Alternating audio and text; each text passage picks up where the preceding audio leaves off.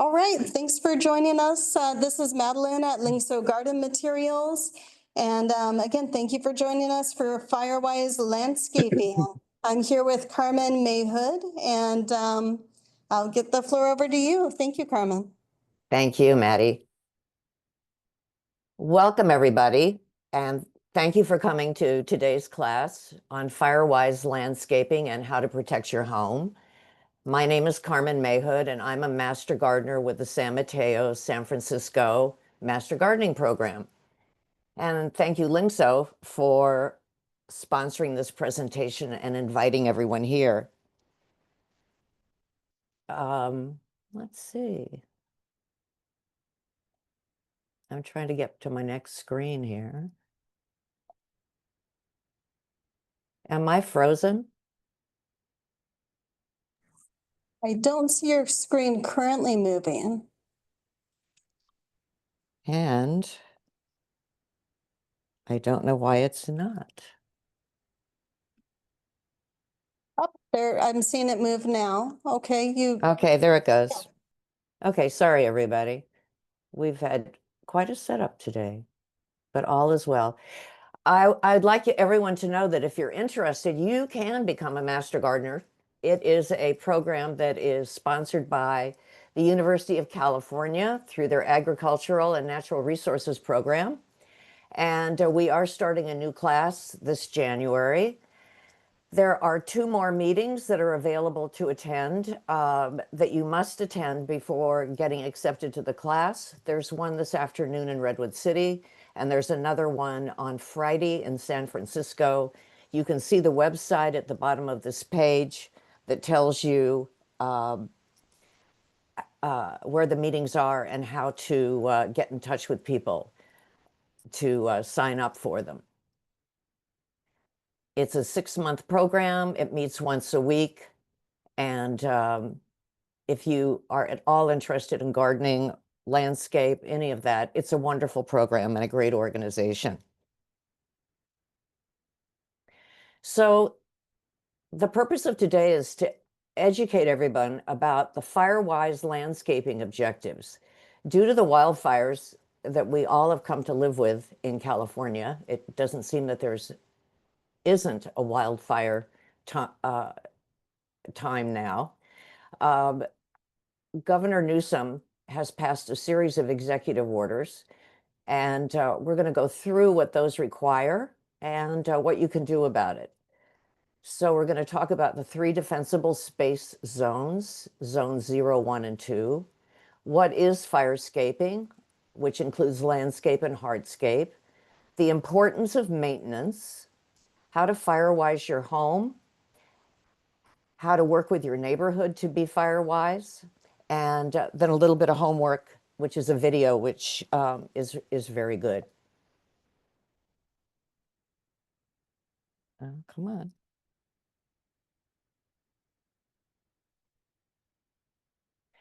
So this is a map of San Mateo County that just came out this year, and it is an update on the very high fire hazard severity zones in San Mateo County. There is a map like this of every county in California now. And the purpose of this map is to help us all identify where we live and what zone we're in so we can build defensible space and protect our homes and our property and our neighbors. So you can see in here that the red zones are very high risk.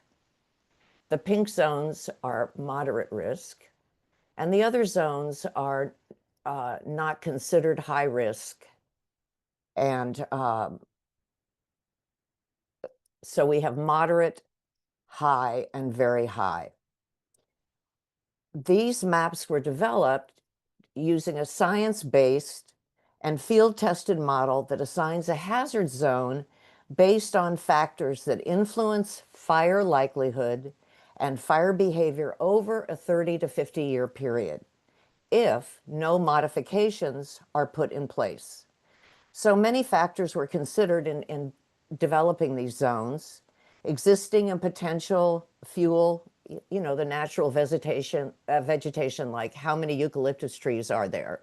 And a modification would be getting eucalyptus trees cut down, because as we all know, they go up like candles.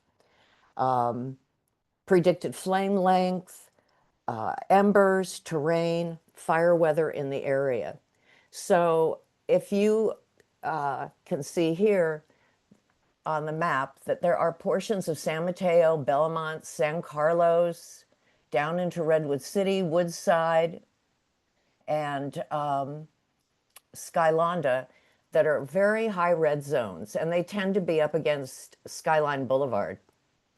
And there are also a couple of new red zones in Half Moon Bay, which surprised people in Half Moon Bay, but there's a lot of forest up here above these areas. Now you can go and get your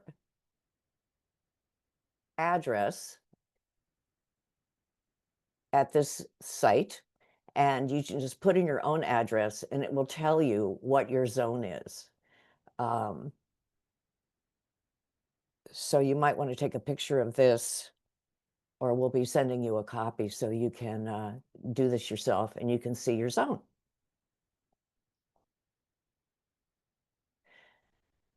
$60 to 90% of what burns houses down are embers. And I can't tell you in researching this how many times I saw neighborhoods completely burnt out, but all of the trees and bushes still standing. So we have the equivalent of the Santa Ana winds in that we have the Diablo winds of Northern California, and we've all felt those. I can look outside my window now and see how breezy it is here, and I'm in Belmont. So you can see how embers in this picture are just flying, and they can go miles ahead of the fire. So one of the main purposes of these zones is to deal with embers. You can see this house, there's trees left, but nothing of the house except brick and concrete. It's so sad to see what's left of this adorable little landscape piece. So this is what we're trying to avoid. The wildfire defensible zone spaces look like this.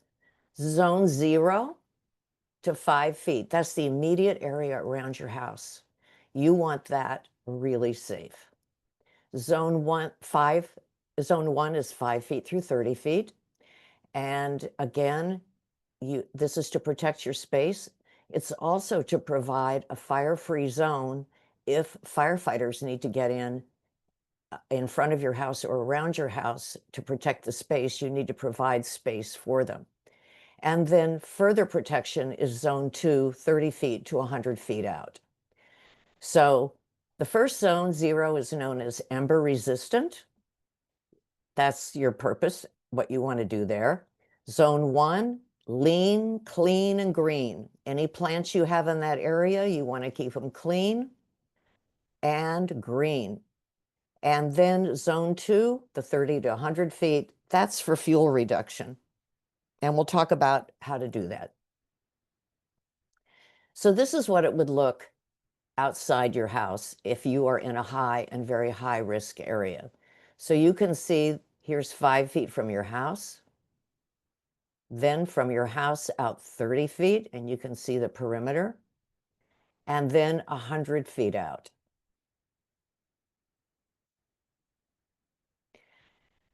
So this is what it looks like with homes that have done this. This is a home of a master gardener up at Lake Tahoe. And you can see that they have nothing except a few slow to ignite plants planted within 5 feet of their house. They've used rock, gravel, and boulders, and they even have reinforced the walls of their house, the outer wall of their house, with rock.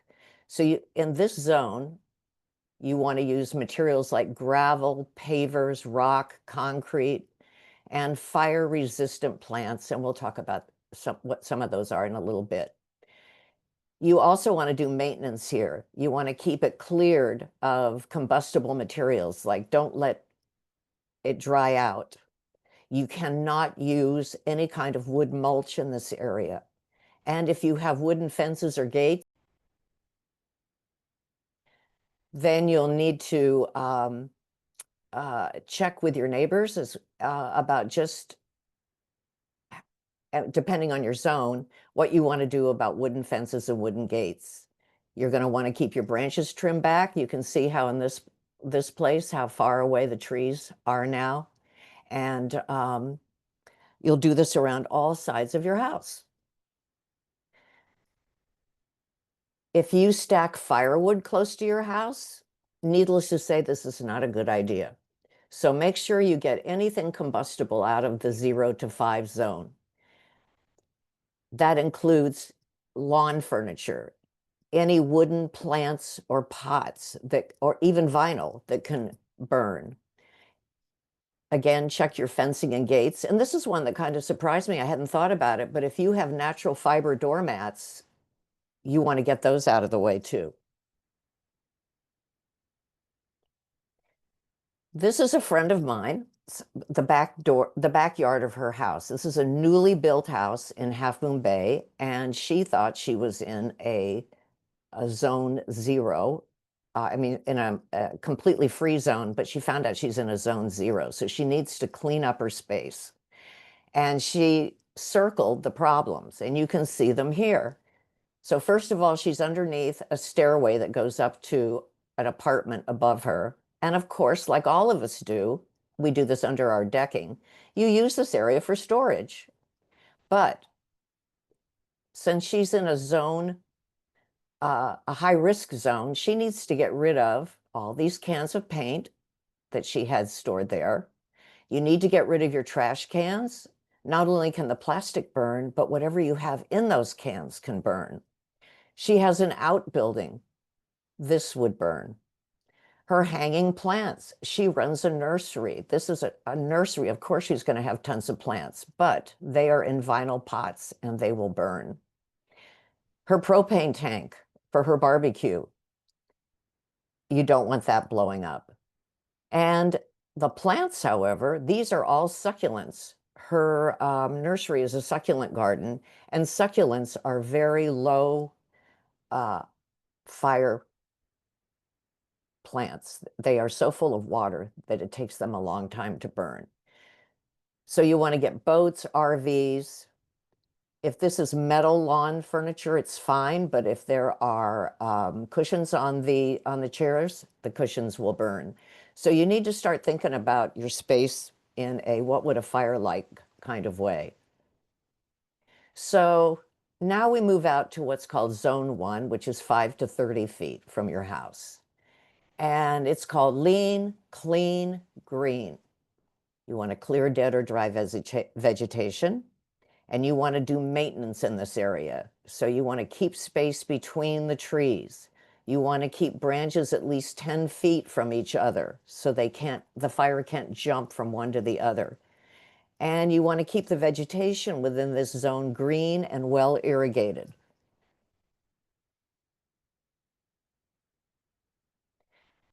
Zone 1 is a lot about maintenance. You have to keep it up. Clear all dead plants. Remove those dead leaves, especially pine needles. A pile of pine needles on a wooden step can be what takes your house down. Trim overhanging branches and store the cushions. I'm showing you pictures here of people who live in high-risk zones, who have landscape for those zones. So you can see that you can do beautiful landscaping and still be fire safe. So you can see everything in this zone, except for those pillow cushions, which they could quickly get out of the way, is fire resistant. The plants are lean and green. This is all stone, and the trees in the back are oak, and they are a very highly fire resistant tree. You want to get your wood piles away from this zone. You want those far away.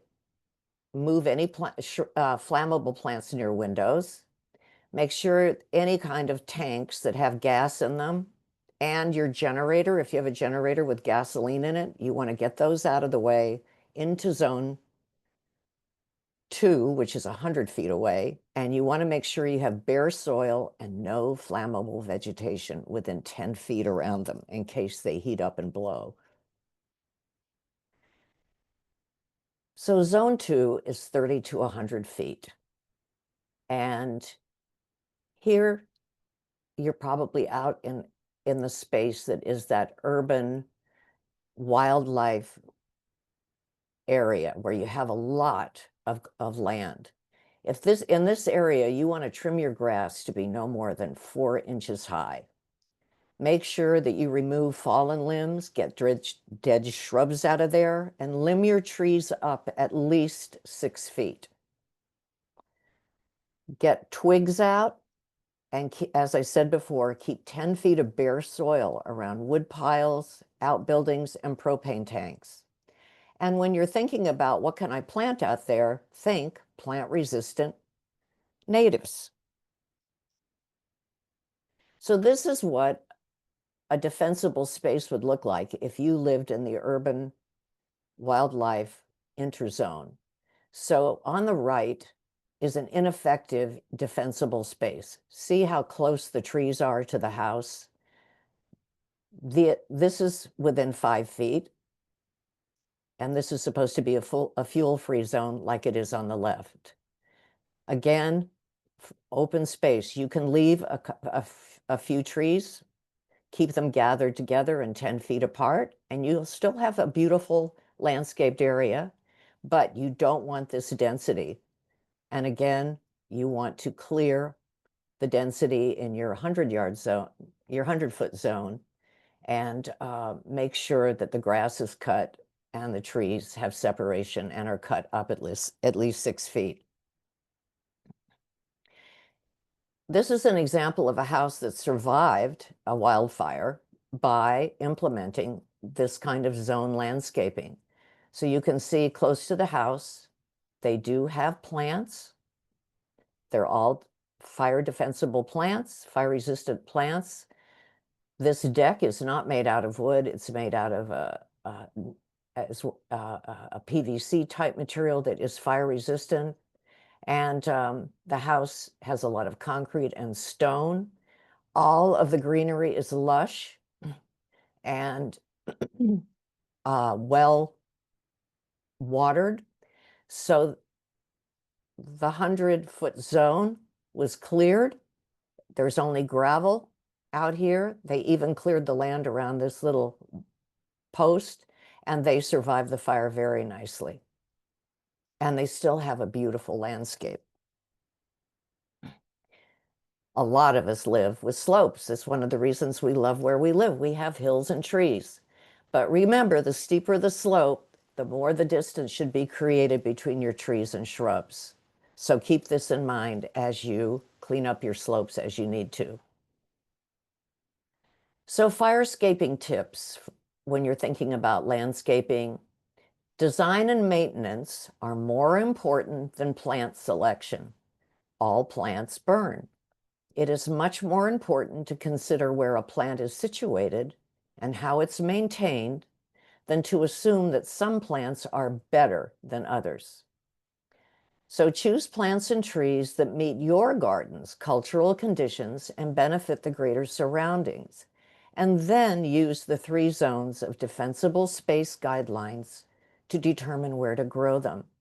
And this is from the horticultural advisor for Marin and Sonoma counties. And we know they have extensive experience with fire zones and fire zone safety. Start with maintaining healthy soil. Apply compost and mulch. I do it once a year. They say you can do it up to 3 times a year. I'm sure it depends on where you live. But doing this keeps your soil moist, keeps your plants moist, and suppresses weeds. But remember, no mulch in zone 0. You can use stone, you can use gravel, but no wood mulch of any kind. Many people ask, is there such a thing as a fire-safe plant? And there isn't. All plants will burn under the right conditions, but there are some general guidelines for choosing the right plants in a wildfire environment.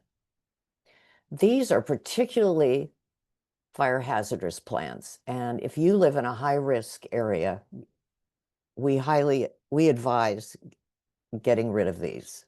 So this is our beautiful Italian cypresses, juniper, pampas grass, and bamboo.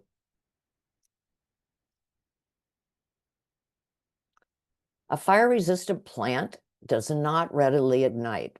This is a fire-resistant plant garden that a master gardener planted in Half Moon Bay. You'll see that all of the plants in this garden have a high moisture content. They are drought tolerant. They are low in resin content, and they have an open growth structure. They're not dense. They've been trimmed. They're not densely packed like a lollipop tree. And many of these plants have a natural fire resistance. Believe it or not, sagebrush is one of those that does in California. I love this picture. The woman who owns this house lives in Half Moon Bay, and she loves the architecture of this dead Monterey pine tree. And it does have a certain beauty to it, I have to admit. But she has now discovered that she lives in a high-risk zone, and the tree has got to go. So any plant in poor health, lacking irrigation, or anything with a buildup of dry material may burn. So you need to start looking at your yard with an eye towards that. Mulch in zone 1, zone 0? No, no, no. All the mulch treatments tested are combustible and are not recommended for use within 5 feet of a house or structure.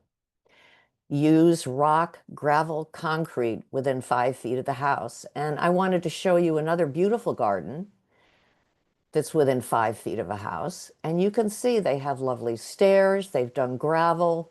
These are fire-resistant plants. This is called Mexican sage. And if you like lavender in your yard, and English lavender is high resin and can be quite able to burn, you can substitute Mexican sage, which is a fire-resistant plant. So again, you can see that you can have a beautiful and fire-resistant landscape. The best mulch to use in zones 1 and 2 is called composted mulch. It looks like this. It's been composted a bit. You can get this at Lingso Garden. And these are flammable plant characteristics.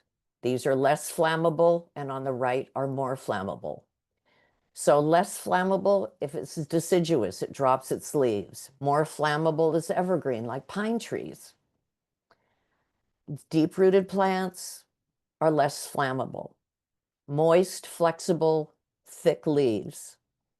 Thin, watery sap, little or no fragrance, and loose, open branching. Flammable ones are like many of our pine trees. They're shallow-rooted, they're fast-growing, they have needly leaves and a lot of resin. Ground cover that's fire-resistant. Here's a beautiful picture of some ground cover. Don't write these plants down. We will be sending this to you. But these are some of California's ground cover plants that are fire resistant. You'll notice that these plants are in a rock planter. Wooden planters will burn. Here's Mexican sage and some fire-resistant flowering plants. Again, you don't need to copy these. We'll be sending this to you. But do know that California poppies are fire-resistant, so we can enjoy our native plant. Hardscaping horrors. Some people are so afraid that they have taken it to this extreme. And that's why I'm showing you pictures of beautiful landscaping. You don't need to do this to be safe. Here are lush gardens. The one on the left is from Half Moon Bay. The one on the right is from Marin.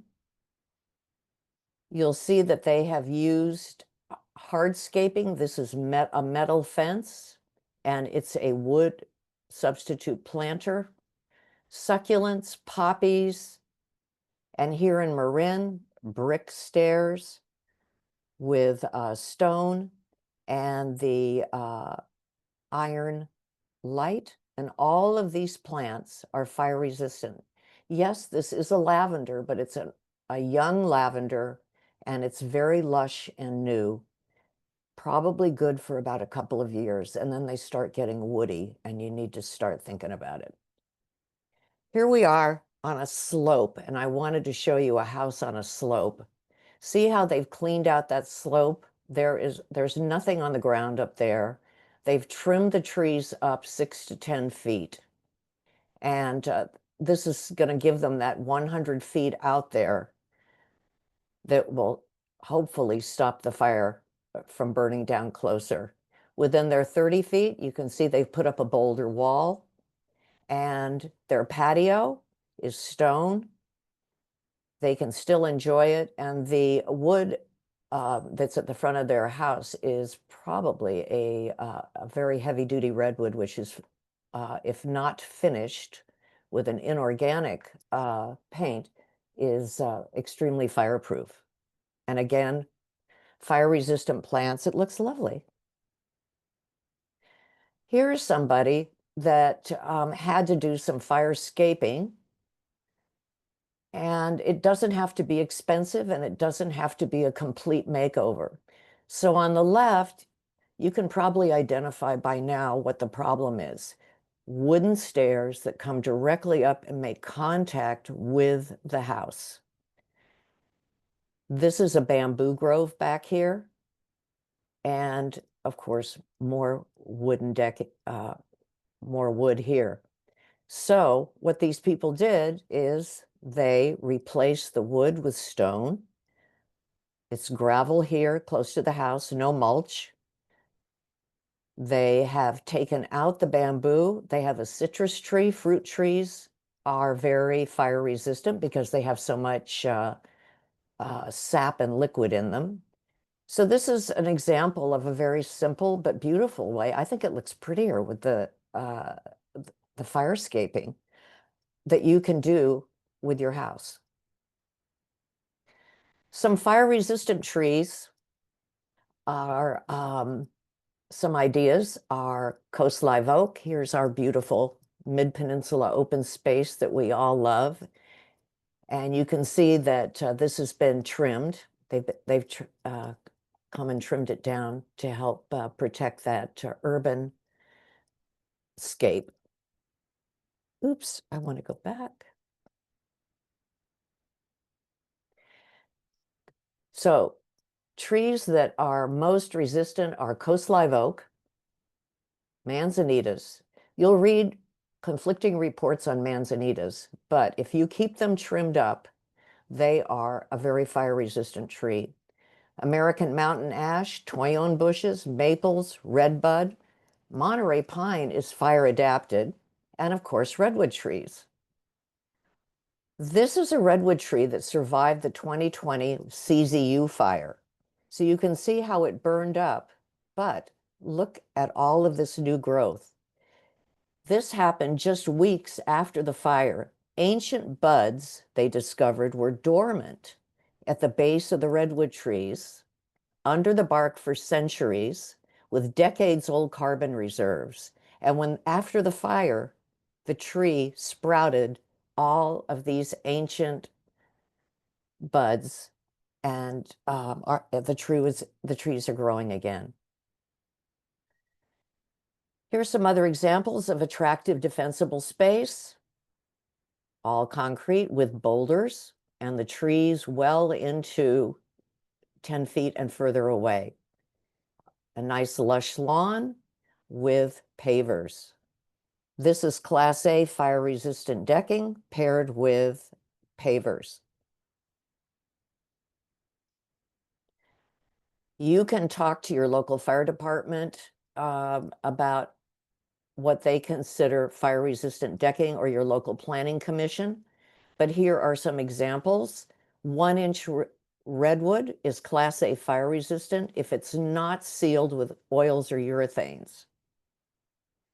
3/4-inch PVC. This is a Class B PVC. You always want to use Class A if you are in a high-risk area. The Office of the State Fire Marshal maintains a list of compliant deck products. And of course, keep your decks clean. Stone walls can also create a beautiful fire escape. You can see there are numerous stone walls here, and all of these plants, you can see there's rich, you can see the drip irrigation, they're all wet, the soil is rich. And an example of how a wall can help stop a fire is right here. This is the Kincaid fire in Sonoma.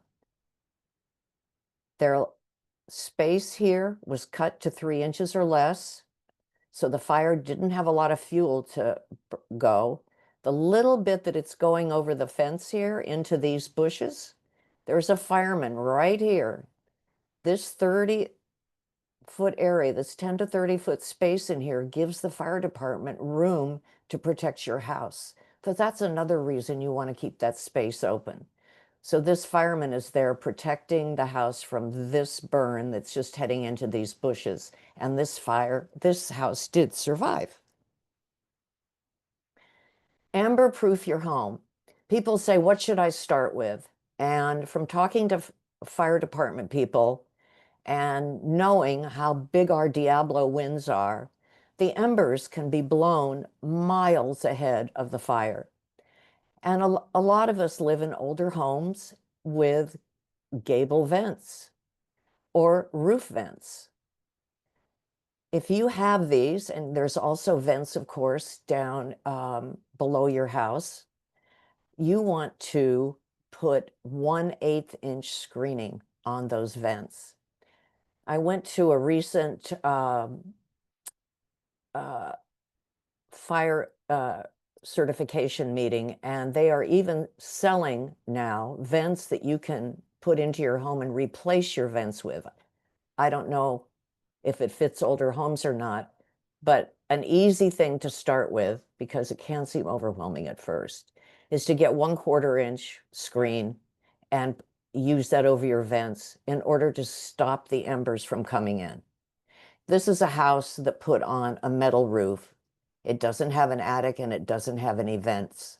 So I think increasingly we will begin seeing more metal roofs as people begin to fire escape. And certainly this is something that you have to work on with your neighbors. For example, here's a wood fence. This is going to go up, and it's right close to 2 houses. So if you are in a high-risk zone and you have a wooden fence and you have a neighbor with a wooden fence and a wooden gate, you need to talk with your neighbors about what you can do about it. Even if you're not in a high-risk zone, you do want to cut back overhang like this, that in the event of a fire close by with flying embers and our winds, you don't want this to ignite and take your house down. Here's a palm tree that needs to be cut. Palm trees go up like candles. And again, if your neighbor has one of these, you might want to try and talk to them about whether or not they're willing to take it down. So find a way to work together, form a core group, develop a wildfire risk and assessment plan, and help neighbors who need help with their garden.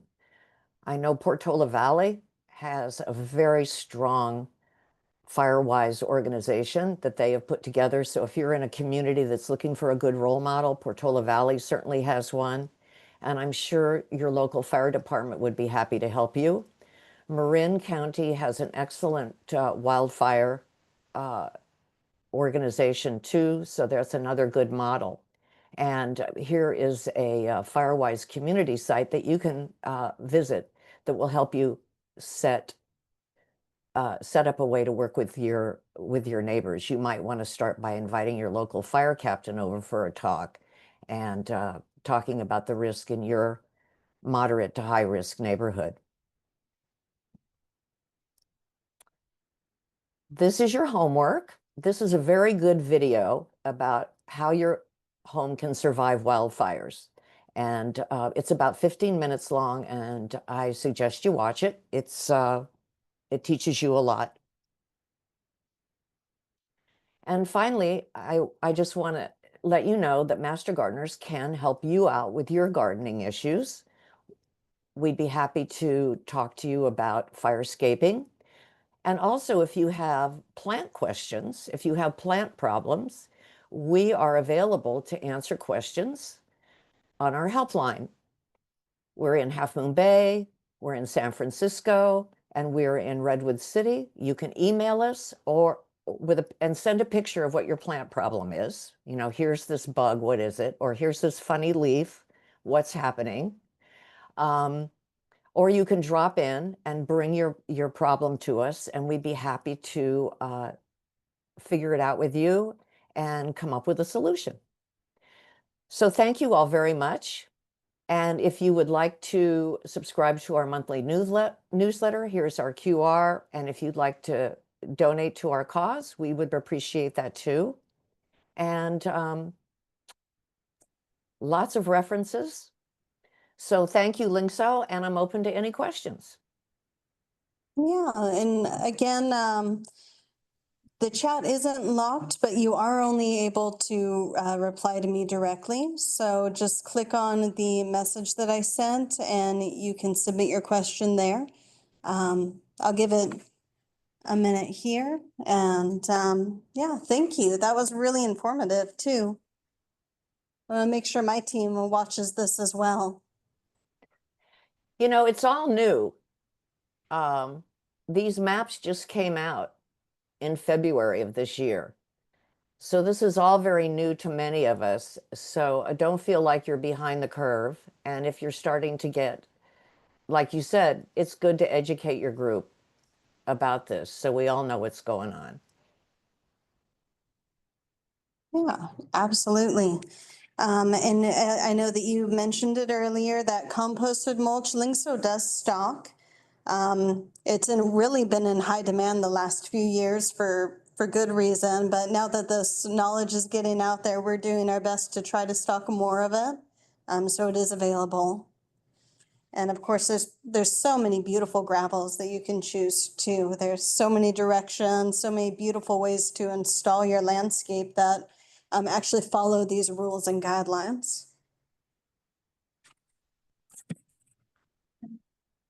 Yeah.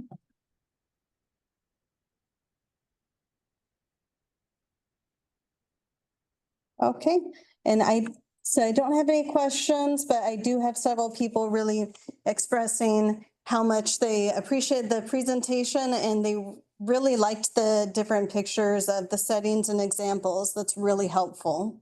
That's the feedback. Thank you. Oh, and okay, here is a question from Denise. Thank you. Denise says, the State Board of Forestry and Fire Protection has proposed fire escaping guidelines that are to be finalized and approved by the end of the year. And she's curious if you know how it might apply to HOA communities and townhouses and apartments. That is a really good question, and we have certainly had that. Because these maps just came out, and the fire departments are and the cities are working on what kind of citations will be issued if people don't comply with the needs for these defensible spaces. I assume that HOAs and similar organizations will have to comply like the rest of us will with whatever our local fire zone or state fire zone require us to do in order to be safe. I do just want to say though, if people, please do not panic. You know, do not be on your HOA board and say, we have to cut down all our trees now. This is scary, because that's not the solution. Think of all the wonderful things trees do for us. So take it one step at a time. Talk with your local fire people. They know what's going on. Talk with your town council and plan carefully and calmly. And I would start, when people say, what do I start with? I say, start with becoming as ember-proof as you can and cutting any dry or overhanging material around your house or your condominium complex. Get the dry stuff out. So those are the simplest ways to protect yourself. So your HOA, for example, might want to start with any kinds of venting that is open, and get ember-proof for that. I hope that answers your question. But talk with your local fire department. They're the people that are going to be most on top of it. All right. And we also have a shout out thank you from Alberta, Canada. I know Oh, you guys. hi, Alberta. Oh, you're having a tough time up there. Yeah, it's rough up there, but this same information is going to be useful, regardless of where you live. Oh, that's so good to hear. We're with you, Alberta, in a lot of ways. Thank you for support from Canada. Yeah. All right. And I don't have any more questions, but again, I really want to thank you, Carmen. This is really informative. Everybody, just a heads up, if you do want a copy of the notes for today, the PDF, just email info@lingsogarden.com. That's info@lingsogarden.com. And I'll send those out to you today.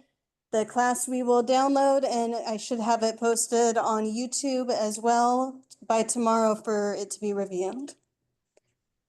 Right. Thank you all again for joining us. Thank you, everybody. Happy gardening.